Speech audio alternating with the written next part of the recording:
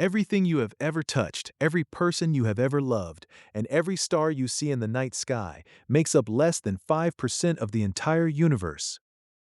The rest of it, the vast majority of everything that exists, is completely invisible, untouchable, and honestly, a bit terrifying.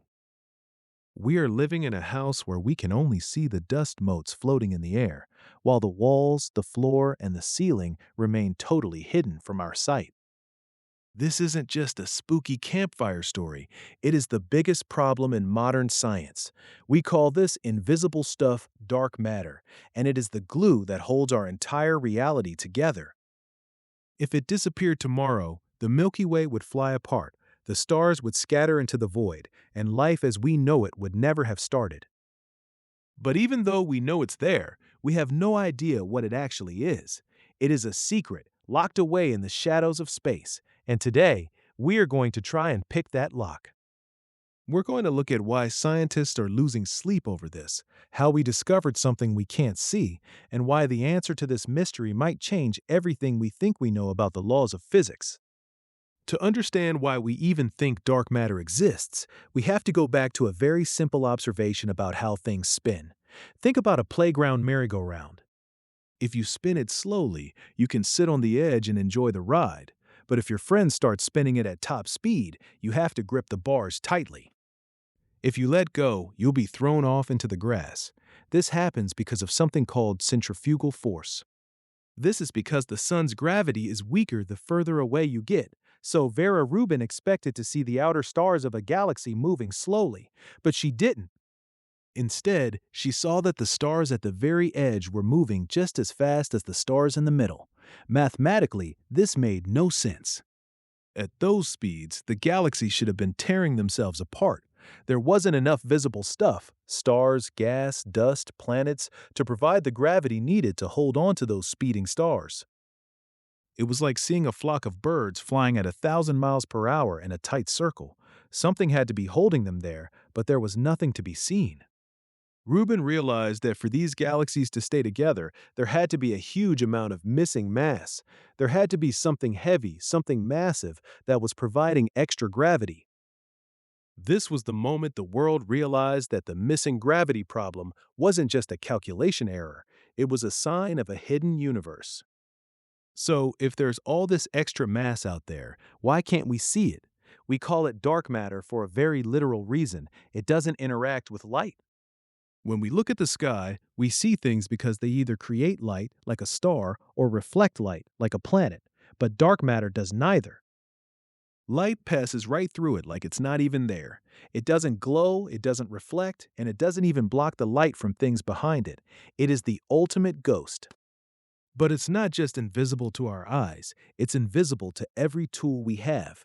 We've tried looking for it with X-rays, radio waves, and gamma rays. Nothing.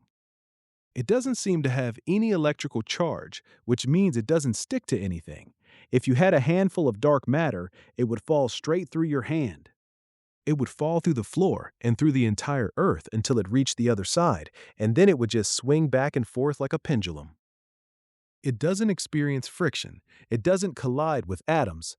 Despite how thin and ghostly it sounds, dark matter is actually the heavyweight champion of the universe.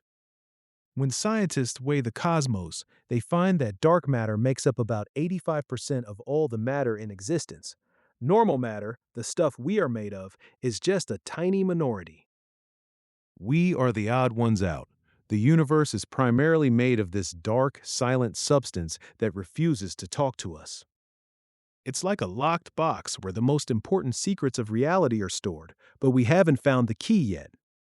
The existence of dark matter is a huge headache for physicists because it doesn't fit into our standard model. The standard model is like a giant periodic table for all the tiny particles that make up the universe, things like electrons, quarks, and neutrinos.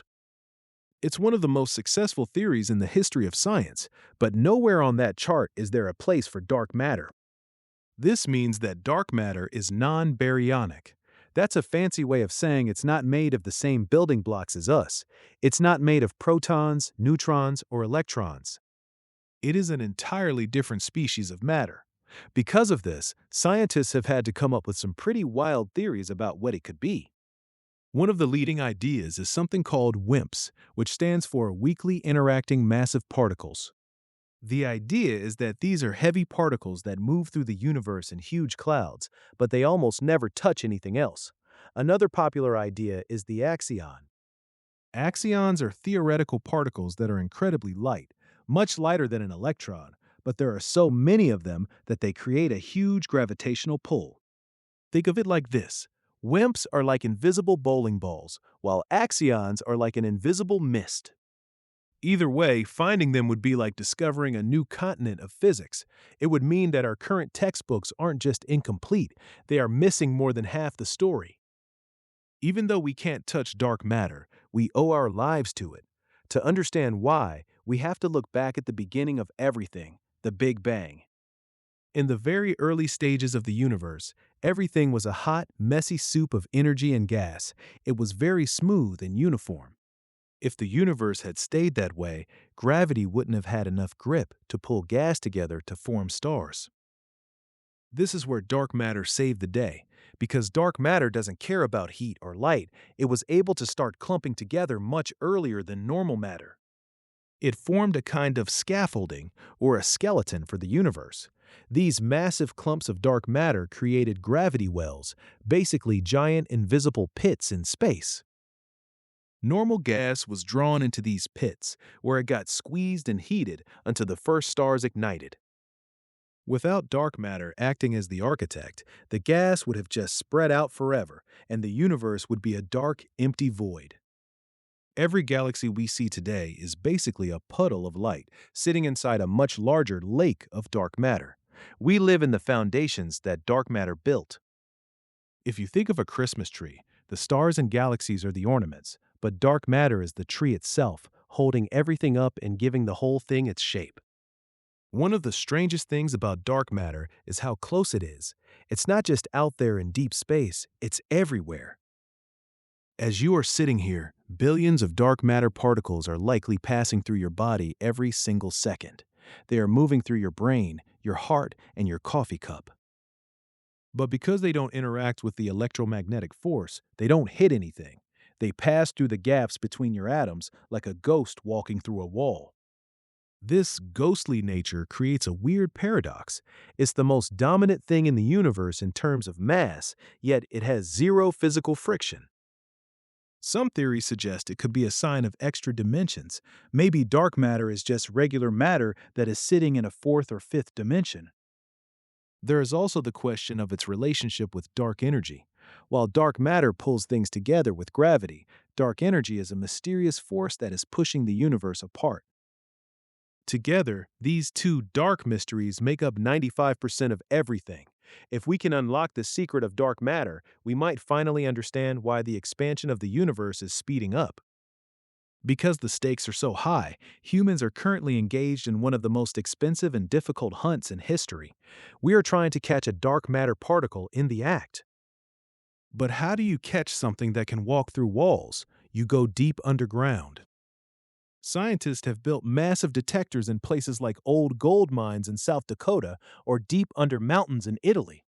They go miles underground to get away from cosmic ray interference. Basically, they want a place so quiet that they can hear the tiniest thump of a dark matter particle hitting an atom. These detectors often use giant tanks of liquid xenon. They wait for years, hoping that just once, a WIMP will accidentally bump into a xenon nucleus and create a tiny flash of light. At the same time, over in Switzerland, the Large Hadron Collider is trying a different approach. Instead of waiting to find dark matter, they are trying to create it. By smashing protons together at nearly the speed of light, they hope to create a splash of energy that might transform into a dark matter particle. If they see energy disappearing from their calculations after a crash, it could be proof that a dark matter particle was created and flew right out of the building. We also use space telescopes to map it from afar. By looking at gravitational lensing, which is when the gravity of invisible dark matter bends the light from distant stars. Finding a dark matter particle would be the biggest breakthrough since the discovery of the Higgs boson. It would be the final piece of the puzzle, or perhaps the first piece of a whole new puzzle. At the end of the day, dark matter reminds us of how much we still have to learn. It's a humbling thought, For all our technology, we are still just looking at the foam on top of a very deep ocean. The biggest secret of the universe isn't hidden behind a black hole or at the edge of space. It's right here, all around us, waiting to be noticed. Solving this mystery won't just be a win for science, it will be the moment humanity finally steps out of the dark and sees the true face of the universe for the first time. If you want to keep exploring the deep mysteries of our universe and see what else is hiding in the shadows, click the video on your screen right now.